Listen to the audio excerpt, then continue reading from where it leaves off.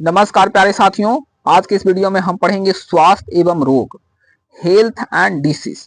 तो चलिए वीडियो को शुरू करते हैं। और शुरू करने से पहले अगर आपने हमारे चैनल पर चैप्टर 1 से लेकर 3 तक नहीं देखा है तो जाकर के देख सकते हैं, है ना। आज हम पढ़ेंगे स्वास्थ्य एवं रोग, जो कि बहुत ही इंपॉर्टेंट चैप्टर होने वाला है और आपके लिए बहुत ही इंटरेस्टिंग होगा। तो चलिए वीडियो को अंत तक जरूर देखिएगा, है ना। तो सबसे पहले शुरू करते हैं हम इंट्रोडक्शन से, है ना। तो स्वास्थ्य एवं रोग, हेल्थ एंड डिसीज होता क्या है, स्वास्थ्य क्या है, रोग क्या होता है। तो सबसे पहले है कि अच्छे और खुशहाल जीवन के लिए स्वस्थ यानी निरोग शरीर बहुत जरूरी है ना। अगर खुशहाल जीवन चाहिए, अगर अच्छा जीवन चाहिए, अच्छे आप खुशहाल जीवन रहते खुश रहना चाहते हैं तो आपको निरोग होना, मतलब कोई रोग नहीं रहेगा, तभी आप क्या रहेंगे, खुश रहेंगे, है ना, और अच्छे से रहेंगे। ये बहुत ही जरूरी है।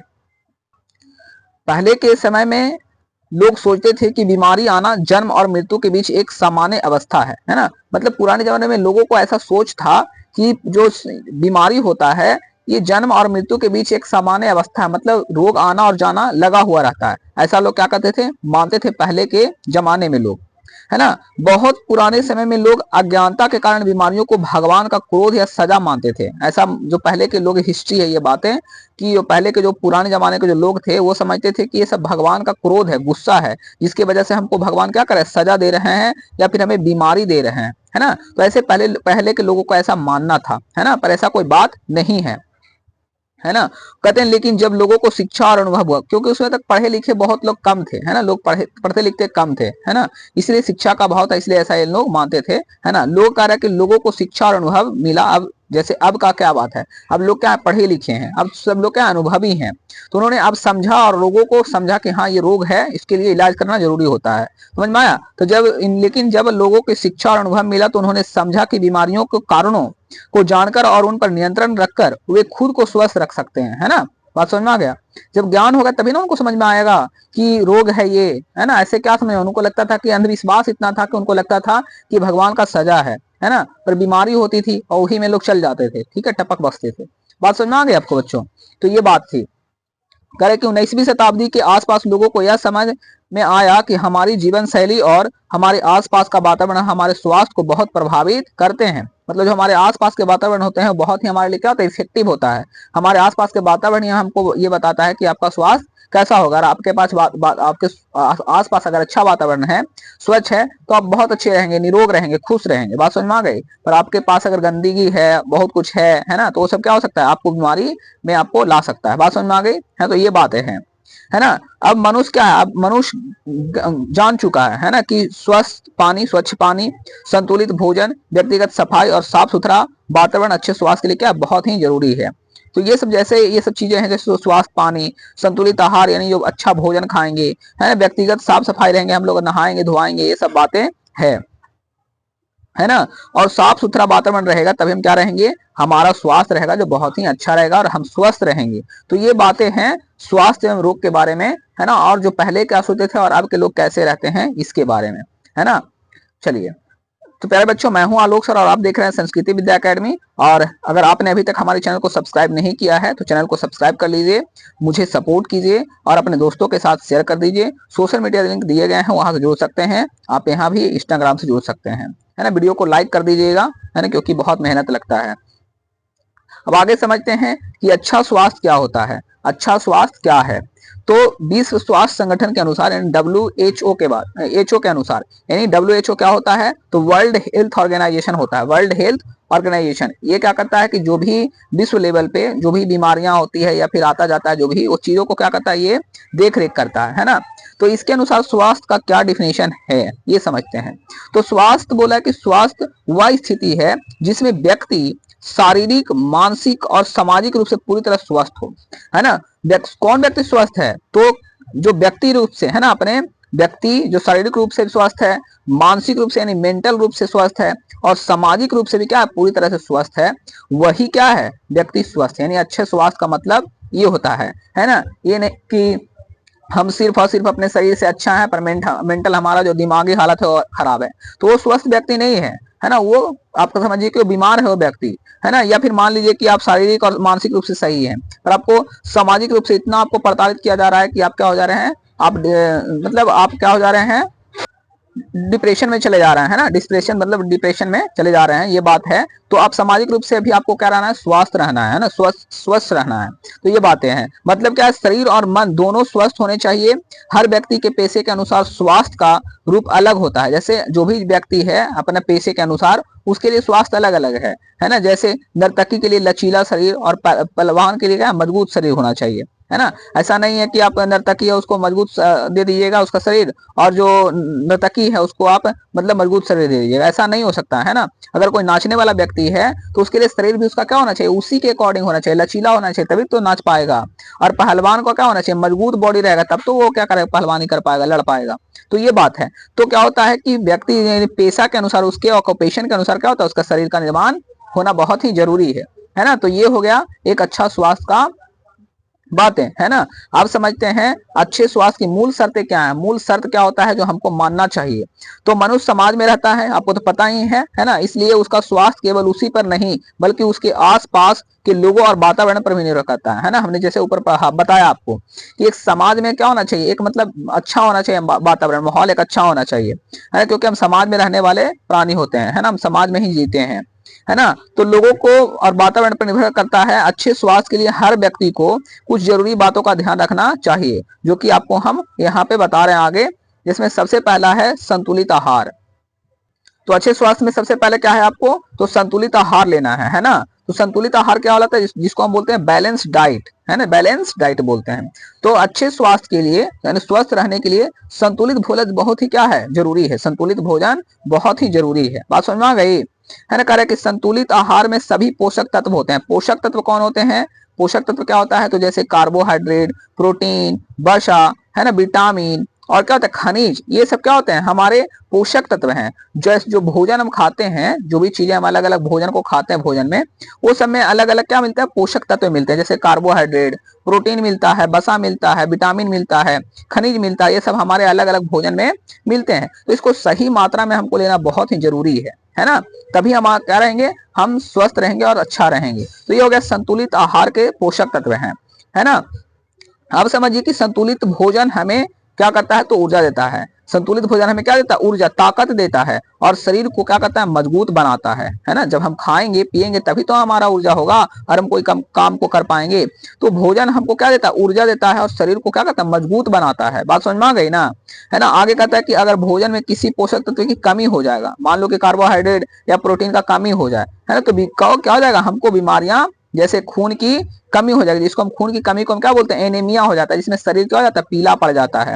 अगर आपको शरीर की कमी है, खून की कमी है, तो आपका शरीर क्या हो जाएगा, पीला पड़ जाएगा, है ना। आप अपने शरीर को दबा करके देख सकते हैं, छोड़िएगा तो आपको पता चल जाएगा कि आपके शरीर में कितना खून है ना। बात समझ में आ गई। एक स्वस्थ मनुष्य के शरीर में कितना, कम से कम तो 6 लीटर कम से कम खून होना चाहिए, 6 से 8 लीटर कम से कम खून होना चाहिए, है ना। समझ में आ गई बात। तो यहां तक आपको समझ में आ गई कि अगर कमजोर अगर शरीर पर जाएगा तो क्या हो जाएगा, उसमें खून की कमी हो जाती है ना। इसलिए हमें क्या करना चाहिए, अधिक से अधिक दाल खाओ, चावल, सब्जी, फल और दूध जैसे पौष्टिक भोजन हम लोग को करना चाहिए। जितने भी पौष्टिक भोजन होते हैं, स्वस्थ भोजन होते हैं, अच्छा भोजन होता है जिसमें पोषक तत्व पाए जाते हैं, उस तरीके हमको क्या करना चाहिए, भोजन को खाना चाहिए। बात समझ में आ गई, है। दूसरा क्या है, पोषक तत्व के प्रकार में, है ना। दूसरा जो है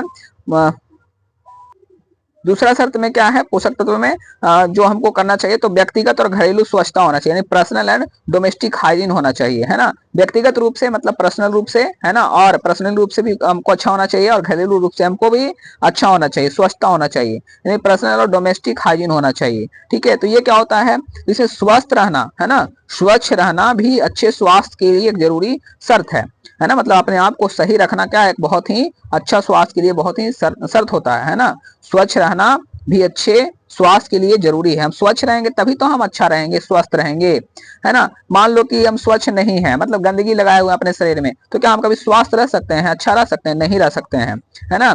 हमें रोज नहाना चाहिए, साफ कपड़े पहनना चाहिए, दांत और नाखून साफ रखने चाहिए, है ना। तो ये सब क्या है, हमारे व्यक्तिगत और घरेलू स्वच्छता है। अगर हम नाखून को अगर नहीं काटेंगे डे बाय डे, मतलब हम सप्ताहों में या फिर ऐसे छोड़ देंगे बहुत दिनों तक क्या हो जाएगा, हम बीमार पड़ जाएंगे। उसमें हमें कीड़ा हो जाता है ना, नाखून में कीड़ा हो जाएगा, इससे हमें क्या हो जाएगा, इससे हमारे शरीर को नुकसान पहुंचाएगा और हम बीमार पड़ जाएंगे।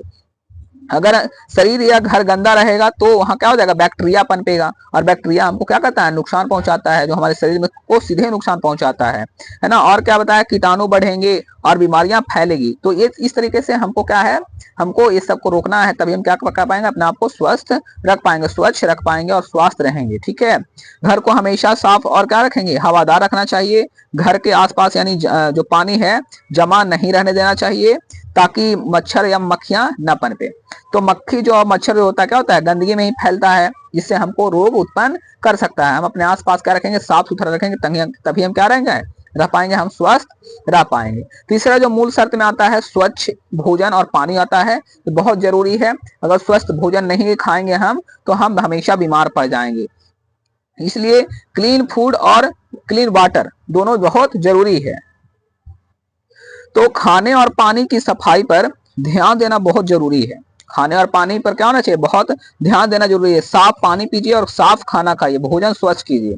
ठीक है, फल और सब्जियां हमेशा धोकर खाने चाहिए, है ना। बहुत लोग हैं कि ऐसे ही खा लेते हैं, देखते हैं बहुत लोगों को कि बाजार से लाएं और उसको बस ऐसे ही बना करके खा लिए, या फिर सेव लिए और ऐसे ही खा गए। नहीं, उस समय दवाई होता है फलों में, है ना। इसलिए फल को जब भी आप खाइए तो धो करके खाइए, सब्जी को भी आप धो करके खाइए, क्योंकि उसमें हमेशा आजकल देखते हैं खेत में कितना दवाई पड़ता है ना। तो इसलिए जो भी चीजें आप खाएं ना, उसको क्या करें, पहले धो लें, तभी आप उसको खाइए, है ना। नहीं तो आपको बीमारी होने से आपको कोई रोक नहीं सकता है।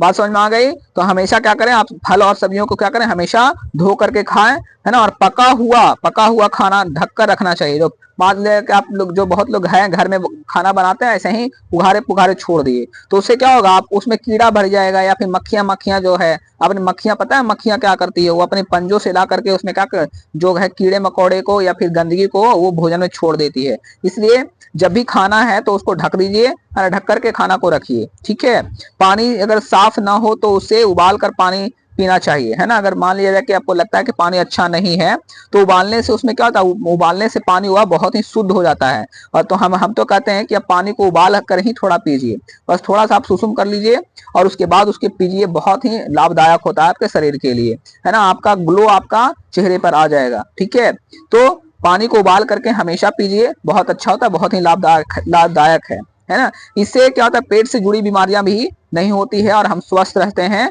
शरीर हमारा हमेशा स्वस्थ रहेगा। तो आप इसको अप्लाई कीजिए, कुछ दिन में आपका रिजल्ट पता चल जाएगा। चौथा जो है, जो मेन है ना ये आपके भोजन का, वो है शुद्ध और स्वच्छ वायु। अगर अच्छा वायु नहीं मिलेगा, हम अच्छा अपना ऑक्सीजन नहीं लेंगे, श्वसन नहीं करेंगे, तो क्या हो जाएगा, हम तुरंत बीमार पड़ जाएंगे। तो हमको प्योर एंड क्लीन एयर हमको बहुत जरूरी है। शुद्ध हवा हमारे शरीर के लिए बहुत ही जरूरी होता है। प्रदूषित हवा से हमें खांसी, दमा और सांस की बीमारी हो सकती है ना। घर हवादार होना चाहिए और रसोई में चिमनी या पंखा लगाना चाहिए, है ना। बात समझ में आ रही है ये सब। जैसे अगर घर में हवादार, आजकल तो ऐसे घर बन रहे हैं शहरों में कि आप कह नहीं सकते हैं। गांव में आजकल सही है, गांव में बहुत ही अच्छा है, अभी स्वच्छ वातावरण है, तो गांव के लिए तो कोई बात नहीं है। पर जो शहर में रहते हैं उनको पता नहीं, मतलब इतने सारी बीमारियां कुछ कर नहीं सकते आप।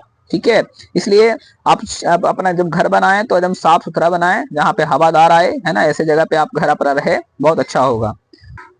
और है कि ताकि धुआं बाहर जा सके। अगर आपके पास अगर रसोई घर है तो उसमें पंखा लगा दे, ताकि वो जो धुआं है बाहर की ओर निकल पाए। इसके लिए क्या लगा दे, एक पंखा लगा दीजिए, ताकि जो अगर धुआं कभी हो जाए तो वो बाहर सब चला जाए। बात समझ में आ गई। सरकार और लोग दोनों को मिल करके वायु प्रदूषण कम करने की कोशिश करना चाहिए। आज इतना वायु प्रदूषण है कि आप समझ नहीं सकते हैं, कुछ बोल नहीं सकते हैं, है ना। दिल्ली का तो अलग ही वातावरण है, बिहार में भी आजकल ऐसे ऐसे जगह पे इतना प्रदूषण बढ़ गया है शहरों में कि आप कह नहीं सकते हैं। तो हम अपने लेवल पे और सरकार को भी इस पे ध्यान दे करके हमको वायु प्रदूषण को रोकना चाहिए और हमको सहयोग करना चाहिए सरकार को भी। आगे समझिए, जो पांचवा है व्यायाम और परिश्रम, है ना। खाए पिए और आराम से सो गए, अरे तो उससे क्या होगा, नहीं, आपको व्यायाम तो करना ही है और विश्राम भी करना जरूरी है, नहीं एक्सरसाइज और रेस्ट दोनों जरूरी है ना। तभी आप क्या रहेंगे, स्वस्थ रहेंगे। रोज व्यायाम करने से शरीर मजबूत और मन शांत रहता है ना। अगर जो व्यक्ति ऐसा नहीं करता है उसको पढ़ाई में भी मन नहीं लगेगा। तो ऐसा नहीं है कि सिर्फ पढ़ते ही रहना है आपको, नहीं, आपको व्यायाम करना है, विश्राम करना है, कुछ समय खेलना है आपको, है ना। तब आप देखिए और उसके बाद खेल करके आप पढ़िए, देखिए कितना मजा आएगा पढ़ने में, है ना। तो सिर्फ और सिर्फ पढ़ाई पे ही नहीं रहना है, ठीक है। हम लोगों को कुछ व्यायाम, एक्सरसाइज और खेल कूद भी करना बहुत ही जरूरी होता है। व्यायाम करने से पाचन क्रिया ठीक रहता है ना। बहुत लोग का आज की यही प्रॉब्लम है कि उनका पाचन क्रिया ठीक नहीं है ना। खाए पिए और बस ऐसे ही निकल गया, खत्म, है ना। तो व्यायाम करेंगे तो आपका क्या हो जाएगा, पाचन शक्ति अच्छा रहेगा और आप अच्छा रहेंगे। नींद अच्छी आती है ना। नींद अच्छी आएगी आप अगर मेहनत करेंगे तो, खाए ये व्यायाम और विश्राम करेंगे तो, है ना, व्यायाम करेंगे या फिर खेले कूदेंगे तो ये सब क्या है, बहुत ही जरूरी चीज है जो आपको व्यायाम करना चाहिए। नींद अच्छी आती है उससे, और हृदय क्या होता है, मजबूत होता है। आजकल बहुत लोगों का हृदय का भी बहुत बीमारी है ना, हार्ट अटैक का, ये सब का। हर व्यक्ति को अपनी उम्र और स्वास्थ्य के अनुसार व्यायाम करना चाहिए, जैसे टहलना, दौड़ना, योग या खेलना, है ना। तो ये सब क्या है, बहुत ही जरूरी है, बहुत ही इंपॉर्टेंट ये सब एस्पेक्ट है ना, जो कि आपको करना ही करना चाहिए, है ना। आजकल सिर्फ और सिर्फ बच्चों लोगों का तो, है ना, क्या बताएं, मतलब वो फोन लेके सिर्फ बैठ जाते हैं, ऐसे नहीं। आप फिजिकली आप खेलिए, है ना। फोन में कोई जरूरी नहीं है रहना, है ना। फोन में गेम खेलने से कोई फायदा नहीं आपको होगा। तो इसलिए आप बाहर जाके निकल के खेलिए, फिजिकली खेलिए, है ना। थोड़ा गेंद खेल लीजिए, थोड़ा बैट बॉल खेल लीजिए, तो ये सब बहुत ही जरूरी है। दौड़िए धूपिए अधिक से अधिक, ताकि आपका शरीर क्या होगा, मजबूत रहेगा और आप अच्छा कर भी पाएंगे, है ना। आगे भी पढ़ाई में भी आपको मन लगेगा। तो ये सब आप ध्यान दीजिए। साथ ही क्या है, साथ ही शरीर को आराम और नींद भी जरूरी है। आप मेहनत करेंगे तो अपना आपको ऑटोमेटिक नींद आएगा, बहुत ही अच्छा आएगा, ठीक है। तो इससे क्या होता है कि आपका क्या होगा, जिससे थकान दूर होती है और शरीर फिर से काम करने के योग बनता है ना। अगर आप खेले कूदेंगे और मेहनत करेंगे, विश्राम करेंगे, तो आपका क्या हो जाएगा, आप आराम से क्या करेंगे, अगले दिन के लिए फिर आप आराम से उसके लिए काम करने के लिए तैयार रहेंगे, योग रहेंगे, है ना। तो ये बहुत ही इंपॉर्टेंट टॉपिक है, व्यायाम और विश्राम बहुत ही अच्छा है। और आगे है, छठा में है दुर्व्यसन से बचना, नो एडिक्शन। कोई भी आप ऐसा दवा दारू नहीं करें जिससे आपका नुकसान हो, यानी नशा करना स्वास्थ्य के लिए बहुत हानिकारक है ना। बचिए इससे, कोशिश कीजिए कि कोई ऐसे जो व्यक्ति है उसके संपर्क में मत आइए, नहीं तो आपको वो ऐसा बना देगा, है ना, एडिक्टर बना देगा आपको, आप ऐसे ही रह जाएंगे, ठीक है। इसलिए एडिक्शन से बचना है आपको। बात समझ में आ गई है बच्चों, है ना। तो आप ये, इससे बहुत ही जरूरी है कि आप नशा से बचिए, नहीं तो आपका जीवन बर्बाद हो जाएगा। ये सब छोड़ देना, ये बिल्कुल। शराब, तंबाकू, बीड़ी, सिगरेट और अन्य नशे की चीजों को शरीर कमजोर बनाती है। आपको लगता है कि बहुत ही ये सब अच्छा है, पर बहुत ही खतरनाक होता है ये सब। बहुत लोग ये क्या करते हैं, शौक के लिए ये सब करते हैं, पर शौक में ही पूरा जीवन बर्बाद हो जाता है, ठीक है। तो धूम्रपान से बचिए, है ना। धूम्रपान और तंबाकू से कैंसर, फेफड़ों और हृदय की बीमारियां हो सकती है। इसलिए स्वस्थ जीवन के लिए किसी प्रकार के नशे से दूर रहना चाहिए। अगर आप चाहते हैं कि हम स्वस्थ रहें, हमारा जीवन स्वस्थ रहे, तो एकदम नशा से एकदम दूर रहिए, बिल्कुल एकदम इसको अपनाइए मत। किसी ऐसे दोस्त को भी अपना दोस्त मत बनाइए। बात समझ में आ गई ना। तो ये बहुत ही जरूरी है। अब आगे समझते हैं, है ना। तो इसमें है, अब इतना तक जो भी इंट्रोडक्शन था, जो भी हमारे मूल शर्तें थी, है ना, उसके लिए। तो अब हम कंक्लूजन पे पहुंचते हैं, निष्कर्ष इससे क्या होता है, इसके निष्कर्ष क्या है अच्छे स्वास्थ्य के। तो अच्छे स्वास्थ्य के लिए हमें हमेशा संतुलित भोजन खाना चाहिए, सबसे पहली बात। स्वस्थ रहना चाहिए, है ना। और साफ हवा पानी का प्रयोग करना चाहिए। रोज व्यायाम करना चाहिए और नशे से दूर रहना चाहिए, है ना। अगर हम ये सभी बातें अपनाएंगे तो हमारा शरीर और मन दोनों क्या रहेगा, स्वस्थ रहेंगे और हम खुशहाल रहेंगे, खुश रहेंगे। तो इतना अगर आप कर लेंगे तो आपका जीवन बेहतरीन बन जाएगा और आपको कोई चीज की कमी नहीं होगी। दुनिया में आप जो चीज चाहेंगे आप उसको प्राप्त कर सकते हैं, है ना। तो ये बहुत ही अच्छा और बहुत ही इंपॉर्टेंट आपके लिए है।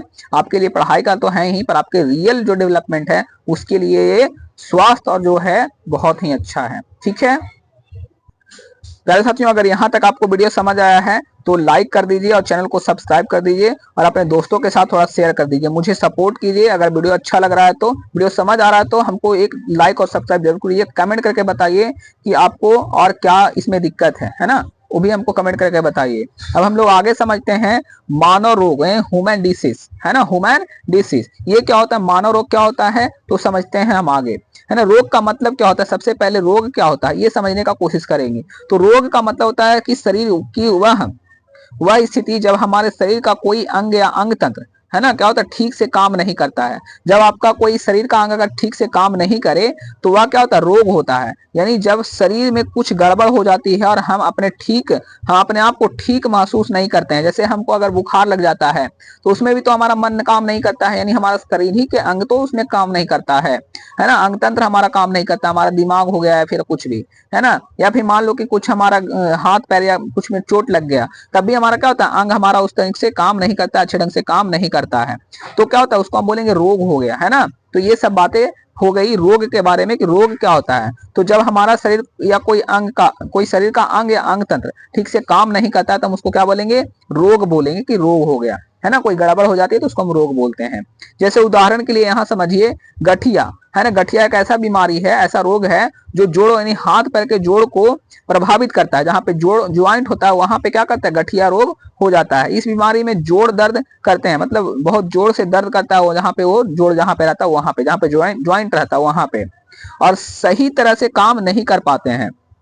इसके अलावा हैजा हो गया, है ना, जिसको कोलेरा बोलता है, टीबी यानी ट्यूबरकुलोसिस, मलेरिया, टाइफाइड, चेचक और डायरिया जैसे कई रोग मनुष्य में पाए जाते हैं, है ना। ये सब बहुत ही खतरनाक बीमारी है।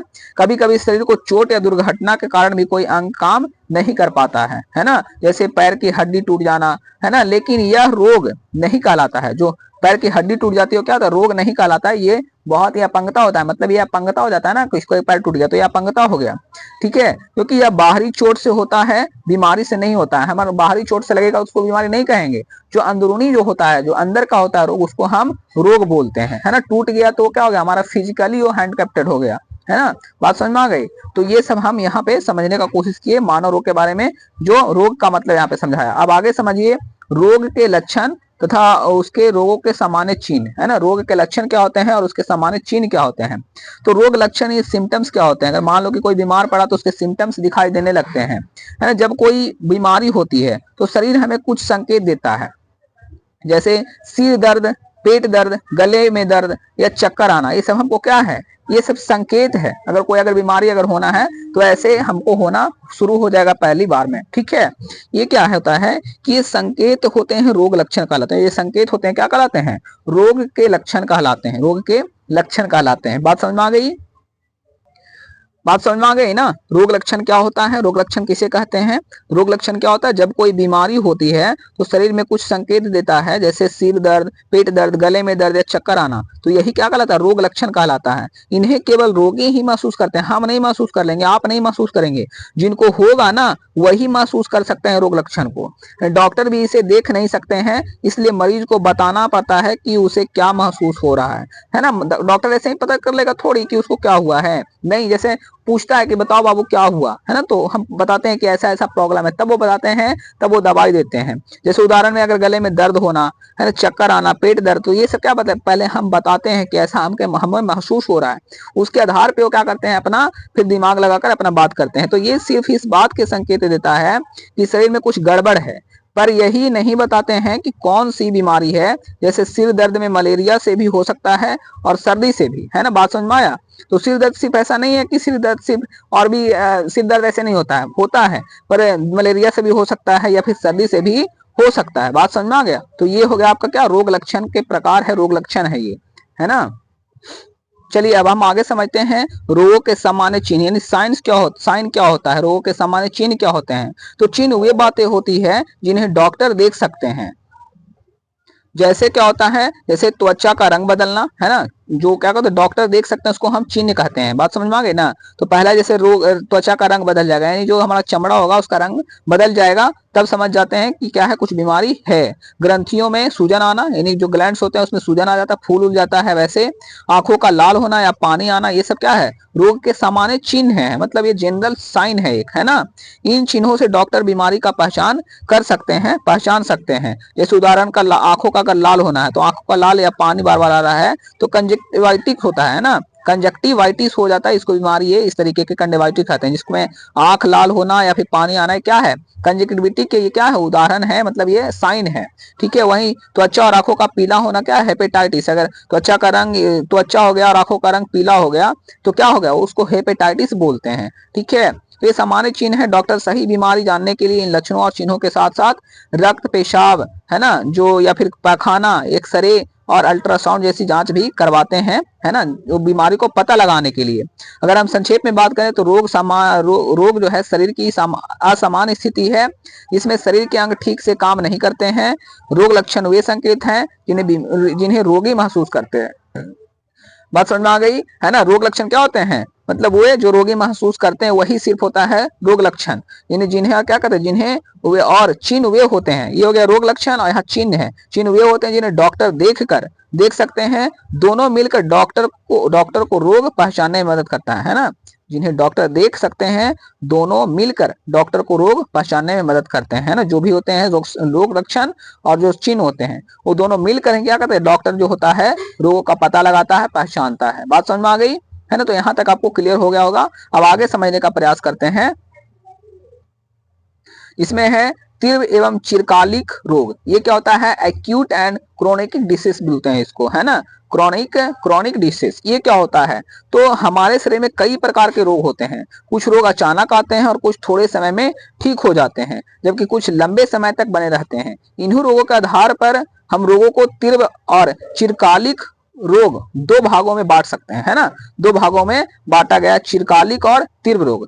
तो तीव्र रोग क्या होता है, एक्यूट डिसीज उसको बोलते हैं, एक्यूट डिसीज। ये क्या होता है कि ऐसे रोग होते हैं जो अचानक शुरू होता है, क्या होता है, ये ऐसे जो होता है तीव्र रोग, यानी तीव्र मतलब आप समझ सकते हैं, तो तीव्र से समझिएगा जल्दी मतलब, है ना, तो अचानक शुरू हो जाता है और थोड़े समय तक रहते हैं, उन्हें तीव्र रोग कहते हैं। बात समझ में आ गई। ऐसे रोग जो अचानक शुरू होते हैं और थोड़े समय तक रहते हैं उन्हें हम क्या कहेंगे, तीव्र रोग कहेंगे। बात समझ में आ गई। इसका असर तेज होता है लेकिन ज्यादा समय तक नहीं रहता है ना, मतलब ये असर इसका बहुत तेज होगा पर ये ज्यादा समय तक नहीं रहता, मतलब वही है जो जितना जल्दी आता है उतना ही जल्दी हो जाता है ये, है ना। तो इस तरीके से इलाज के बाद रोगी जल्दी ठीक हो जाता है। जैसे उदाहरण के अगले बोले तो सर्दी हो गया, यानी कॉमन कोल्ड होता है, कॉमन कोल्ड जो होता है सर्दी हो जाता है, ये ऐसे ही आता है, फटाफट आ गया, है ना, मतलब अचानक आ जाएगा, पर इसको आराम से इसको जल्दी भी जा सकता है ना। इन्फ्लुएंजा है, मलेरिया है, हैजा, कॉलरा और जैसे इन्फ्लुएंजा में बुखार, बदन दर्द, कमजोरी होना, है ना, ये सब क्या है, जनरल है, तीव्र है ना, मतलब तीव्र रोग है ये सब। बात समझ में आ गई। कुछ दिनों के बाद व्यक्ति फिर से स्वस्थ हो जाता है इसमें, है ना, तीव्र रोग में।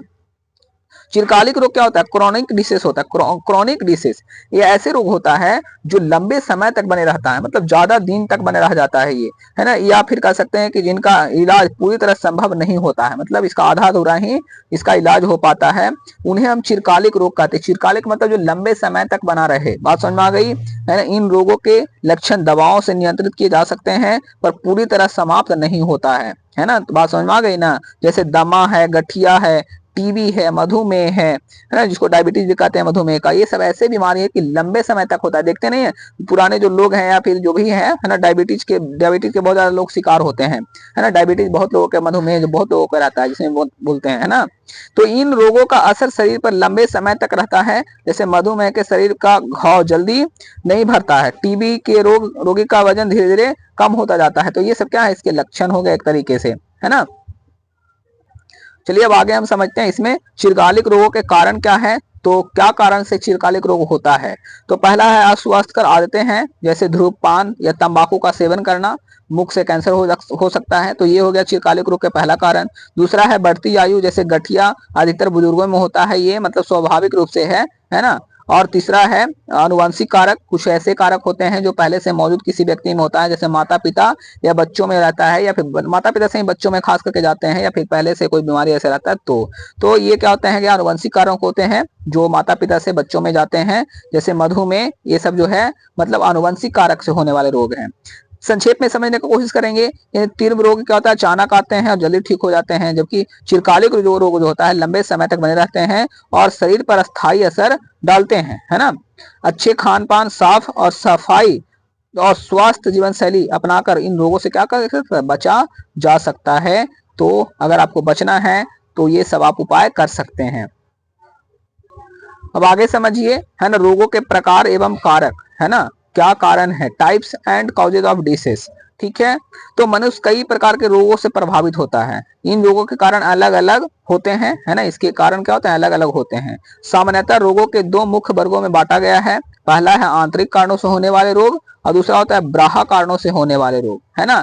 तो आंतरिक कारक से होने वाले यानी डिसीज कॉज्ड बाय इंटरनल और इंट्रिंसिक फैक्टर होता है ना, और बाह्य कारक को यानी डिसीज कॉज्ड बाय एक्सटर्नल और एक्सट्रिंसिक फैक्टर कहलाता है। ठीक है, तो पहला जो है पढ़ेंगे हम आंतरिक कारणों से होने वाले रोग कौन कौन से होते हैं। तो आंतरिक कारक वे कारक होते हैं जो शरीर के अंदर की गड़बड़ियों के कारण उत्पन्न रोग होते हैं ना। आंतरिक मतलब अंदर, जो शरीर के अंदर जो हो रहा है वो क्या होता है, आंतरिक कारण से होने वाले रोग होते हैं। कहते हैं ये शरीर की संरचना या स्ट्रक्चर या का यानी फंक्शन में दोष आने से होता है। अगर कोई हमारे शरीर की रचना यानी बनावट में या स्ट्रक्चर में कोई अगर दिक्कत हो गया तब होता है, कोई फंक्शन अच्छे से काम नहीं कर रहा तब हमारा आंतरिक रोग होता है ना।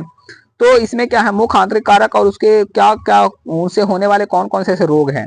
तो पहला होता है अनुवंशिक रोग यानी हेरेडिटी डिसीज होता है, ठीक है। अनुवंशिक रोग ये रोग होते हैं जो हमें जन्म के समय ही अपने माता पिता से मिल जाता है ना। जन्म के समय से ही हमको वो अनुवंशिक रोग मिल जाता है। माता पिता में जो रोग होता है वो हम में आ जाता है, आप में आ जाएगा, ऐसी बातें इसमें होती है। ये रोग वंशानुगत होते हैं, अर्थात एक पीढ़ी से दूसरी पीढ़ी तक पहुंचते रहते हैं, है ना। जैसे अगर आपने किसी को देखा होगा कि किसी के पैरों में या फिर हाथों में 5 या 6 अंगुली है, तो वो उसके दादा परदादा में होते हुए फिर बच्चों में भी वो आ जाता है, ठीक है। तो ये क्या हो गया, अनुवंशिक रोगों के लक्षण होते हैं ये।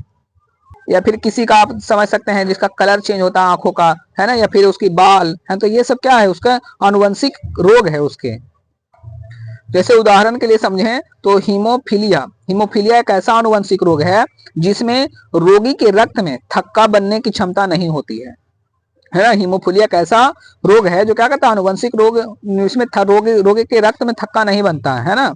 अगर किसी व्यक्ति को यह रोग है और उसके शरीर के किसी भाग में चोट लग जाती है तो खून रुकने में बहुत समय लगता है ना। कभी कभी ज्यादा रक्त बहने से व्यक्ति की मृत्यु भी हो सकती है और इस रोग का इलाज बहुत मुश्किल होता है, इसलिए इसे जन्मजात बीमारी कहा जाता है ना। जो हीमोफीलिया है क्या, जन्मजात बीमारी होता है, इसलिए इससे बच करके हम लोगों को रहना चाहिए ऐसे ऐसे बीमारियों से।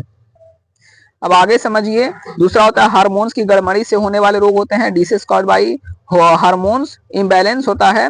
ये हमारे शरीर में कई अंतःस्रावियां ग्रंथियां होती है ना, एंडोसेरेनिक ग्लैंड्स होती है जो विशेष रासायनिक पदार्थ जैसे हार्मोन्स का निर्माण करती है। ये हार्मोन्स शरीर की वृद्धि, पाचन, ऊर्जा, भावनाएं और अन्य कई क्रियाओं को नियंत्रित करते हैं, है ना। अन्य हार्मोन्स की मात्रा शरीर में जरूरत से कम या ज्यादा हो सकती है, तो कई तरह की जो होती है बीमारियां हो सकती है। तो ये हार्मोन्स की गड़बड़ी से भी होने वाले बहुत सारे ऐसे रोग हैं जो ऊपर नीचे होने से, खाना पीना का जो अन्य क्रियाओं से होने वाले रोग होते हैं, ठीक है।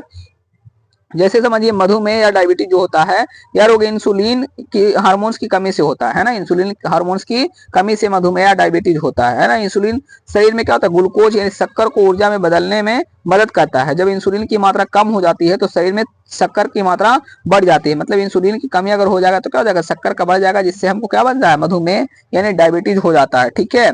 और व्यक्ति क्या होगा, कमजोर हो जाता है, थकान महसूस करेगा, अन्य स्वास्थ्य समस्याएं उसको होने लगता है, अलग अलग होने लगता है। आपके घर में या फिर कोई अगल बगल में ऐसे मधुमेह के आपको रोगी मिल जाएंगे, आप उनसे चर्चा कर सकते हैं कि क्या होता है उसमें आपको, है ना। तो ये आप उससे पता कर लेंगे तो बहुत ज्यादा आपको समझ में आ जाएगा, ठीक है।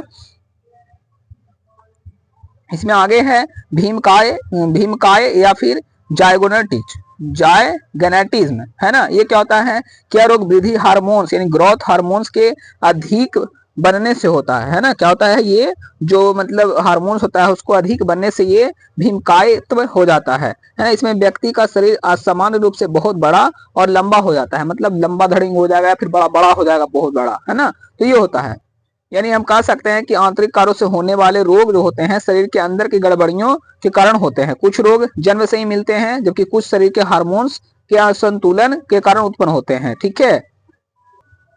इन रोगों से बचने के लिए हमें क्या होना, स्वस्थ जीवन शैली अपनाना, नियमित व्यायाम करना, संतुलित आहार लेना और समय समय पर चिकित्सा की सलाह लेना बहुत ही आवश्यक होता है।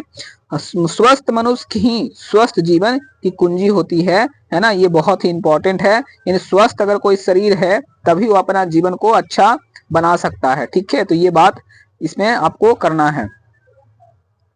आप समझिए कि ब्राहा कारक तथा उनसे होने वाले रोग के बारे में, है ना। समझ में आ गई बात, यानी easy type in simple language में ये आपको मिल जाएगा, है ना। जैसे बोलता है कि हमारे शरीर को स्वस्थ रहने के लिए बहुत सी बातों पर ध्यान देना पड़ता है। कभी कभी ऐसे कारक भी हमारे शरीर को प्रभावित करते हैं जो हमारे बाहर के होते हैं, जिसे हम क्या कहते हैं, ब्राहा कारक होते हैं। जैसे बहुत सारे ऐसे बीमारी है जो हमको क्या कहता है, बाहर से होता है ना, ब्राहा कारकों से होता है, एक्सटर्नल फैक्टर के कारण हो जाता है।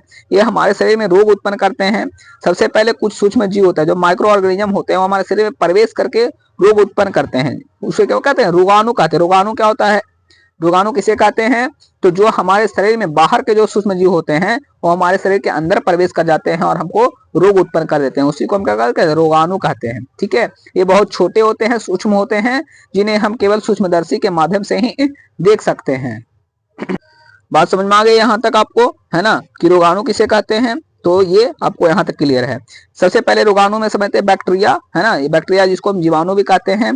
बैक्टीरिया से कई रोग होते हैं, जैसे हैजा हो गया, क्षय या टीबी हो गया, निमोनिया हो गया, ये सब क्या है? बैक्टीरिया से होने वाले रोग हैं, है ना। वायरस हो गया, वायरस जो होता है, वायरस को विषाणु भी कहते हैं। वायरस भी बहुत छोटे जीवाणु होते हैं जिनसे खसरा, है ना, चेचक, पोलियो, इन्फ्लुएंजा और एनसेफेलाइटिस जैसे रोग उत्पन्न होते हैं वायरस से। प्रोटोजोआ जो हो गया, प्रोटोजोआ क्या होता है? तो प्रोटोजोआ नामक सूक्ष्म जीव जो भी है इससे रोग उत्पन्न होते हैं, जैसे प्लाज्मोडियम से मलेरिया, एंटमीबा, हिस्टोलिका और क्या होता है अमीबिया पेचिस, ये सब कारण होता है इसका रोग का। और कृमि होता है वर्म्स, कृमियों से कुछ रोग ऐसे होते हैं जैसे फाइलेरिया हो गया, जो बुचेरिया हो गया नामक कृमि से होता है। रोगाणु हमारे शरीर में अलग अलग तरीकों से प्रवेश करते हैं, ये सब इसके अलग अलग तरीके हैं। संक्रमित पानी और भोजन से कॉलरा होता है, टाइफाइड, पेचिस और हेपेटाइटिस जैसे रोग होते हैं, इन्हें जल जनित रोग भी कहते हैं, इसको हम वाटर बॉर्न डिसीज कहते हैं। इसमें क्या है कि दूषित वायु से सांस लेने से संबंधित रोग जैसे दमा, ब्रोंकाइटिस और हुकर खांसी जैसे होते हैं, इन्हें वायु वाहित रोग कहते हैं। बात समझ में आ गई? वायु वाहित रोग क्या होता है और जल जनित रोग, ये दोनों को समझ लेना है ना।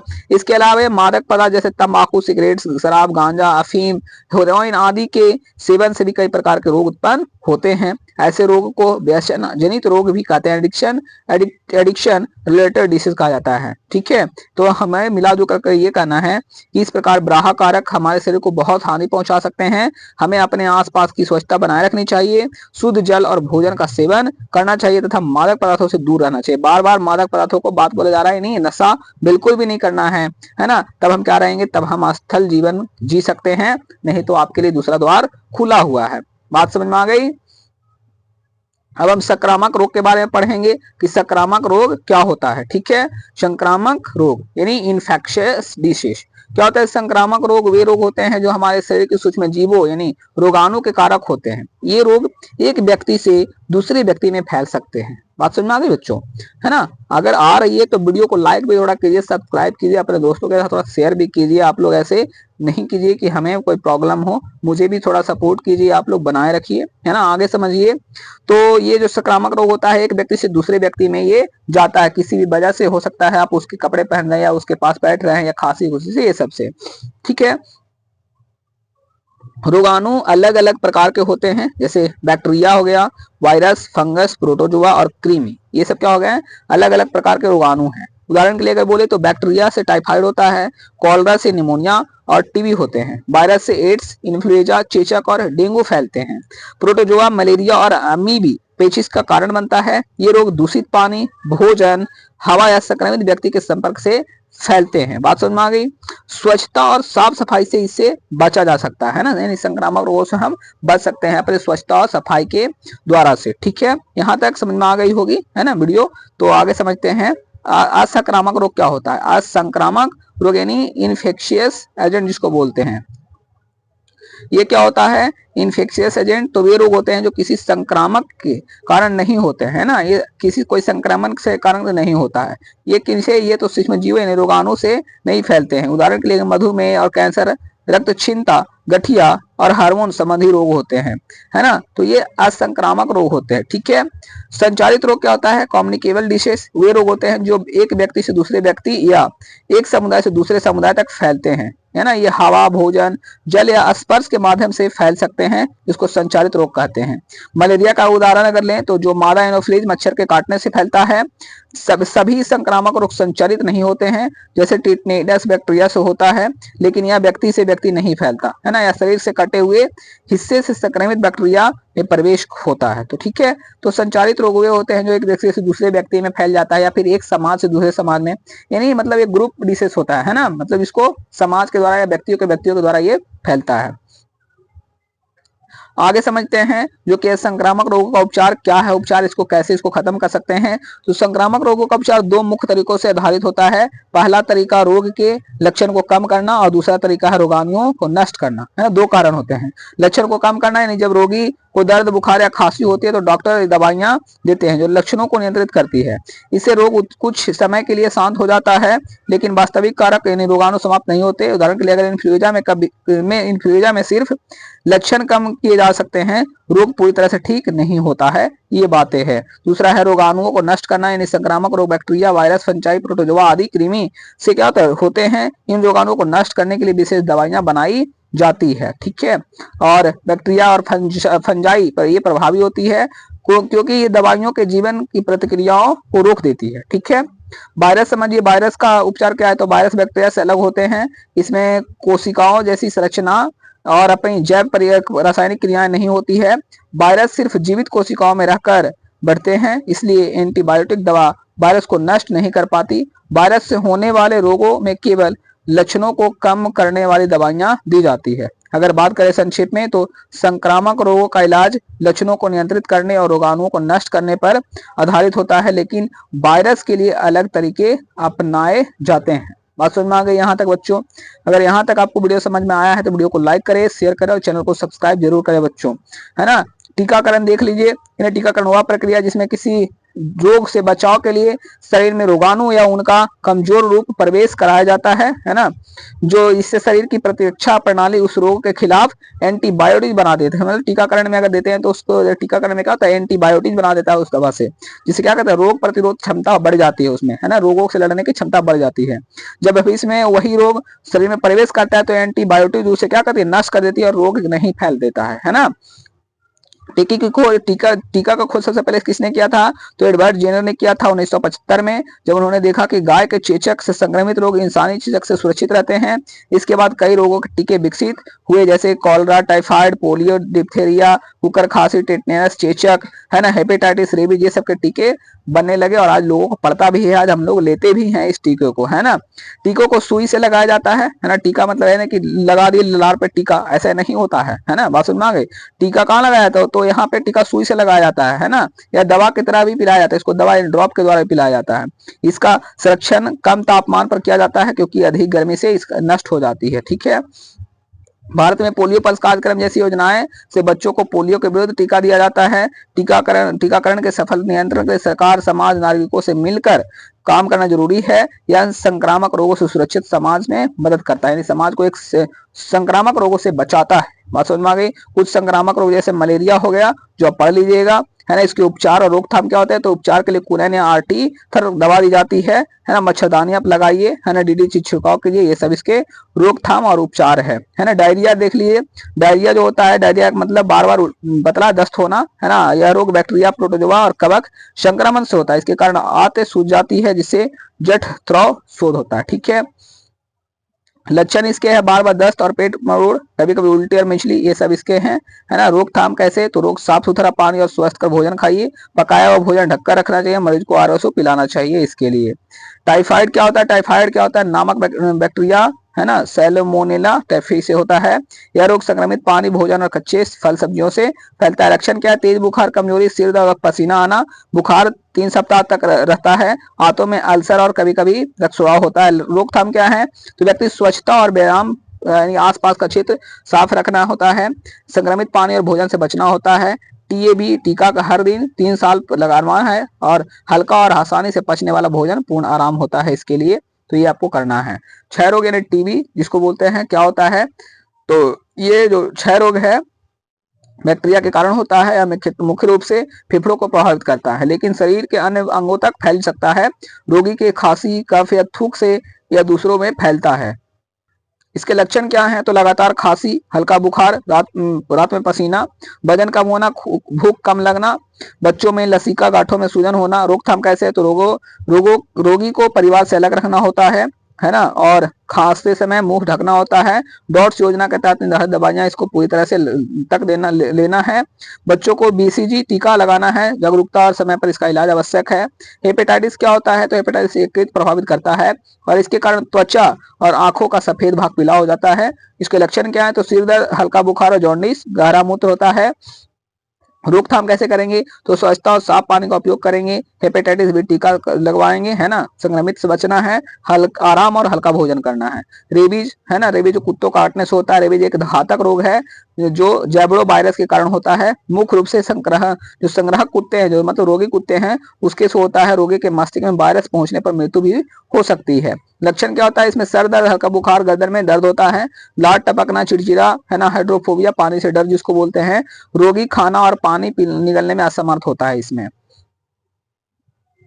रोकथाम क्या है इसके, तो काटे गए स्थान को साबुन और पानी से धोना चाहिए, है ना। एंटी रेबीज जो होता है सीरम और टीका पूरी तरह से खुराक लगवाना चाहिए। संक्रमित जानवरों से सावधानी होना चाहिए। निष्कर्ष कहेंगे, शॉर्ट में हम समझेंगे कि संक्रामक रोग समय पर पहचान, स्वच्छता, टीकाकरण और उपचार से नियंत्रित किया जा सकता है। रोगाणु और मच्छरों जंतुओं से बचना ये सब जरूरी है, बचाव करना है। सुरक्षित भोजन और पानी का उपयोग करना है और टीकाकरण करवाना सबसे महत्वपूर्ण बात है। समाज और सरकार के संयुक्त प्रयास से ही संक्रामक रोगों से नियंत्रित कर सकते हैं, इन्हें नियंत्रित किया जा सकता है। ठीक है, आई होप आपको यहाँ तक वीडियो समझ में आया होगा, है ना। तो आगे समझते हैं हम एड्स के बारे में। अब लास्ट ही है, एड्स का पूरा नाम एक्वायर्ड ह्यूमन डिफिशियंसी सिंड्रोम होता है ना। यह रोग HIV नामक वायरस से होता है। यह वायरस शरीर की प्रतिरक्षा प्रणाली को कमजोर कर देता है, जिससे शरीर की रोगों से लड़ने की शक्ति क्या होती है, कम हो जाती है। एड्स से व्यक्ति बार बार क्या करता है, बीमार पड़ता है और सामान्य बीमारियों भी गंभीर ले लेती है। मतलब बहुत ही खतरनाक बीमारी है एड्स। इसके कुछ प्रमुख लक्षण होते हैं, लगातार वजन घटना, लंबे समय तक पेट खराब रहना, त्वचा पर घाव, लसीला, ग्रंथियां का सूजन, थकान महसूस होना और स्मरण शक्ति कम होना, ये सब क्या इसके लक्षण है। एड्स मुख्य 3 तरीकों से फैलता है। कोई संक्रमित व्यक्ति के साथ असुरक्षित यौन संबंध बनाता है तो, है ना, संक्रमित रक्त के कारण है। जो संक्रमित अगर किसी का खून अगर खराब है, उसको अगर ले लिए, दूषित सुई का उपयोग कर लिए, तो भी क्या होता है, इससे आप एड्स पकड़ सकता है आपको। संक्रमित मां से उसके गर्भ में पल रहे बच्चे को भी नुकसान होता है और ये उसको हो सकता है। रोकथाम इसका क्या उपाय है, तो एड्स से बचने के लिए अनैतिक यौन संबंधों से बचना है। मतलब किसी के साथ अनसेक्सुअल ऐसे ही किसी के साथ नहीं रहना है। केवल डिस्पोजल सुई का उपयोग करना है, जो एक बार यूज कर लिए उसको खत्म कर दो। रक्त चढ़ने से पहले HIV परीक्षण करवाना चाहिए। इसके अलावा सेविंग ब्लेड या रेजर साझा नहीं करना चाहिए, ये सब, है ना। तो समझते हैं कि एड्स है क्या, तो एड्स का कोई स्थायी इलाज नहीं होता है। आजकल अभी भारत में ऐसा कुछ भी इलाज इसका नहीं है, इसलिए जागरूक और सावधानी से ही सबसे इसको बचना सबसे जरूरी है। बचा जा सकता है सावधानी पूर्वक से ही, है ना।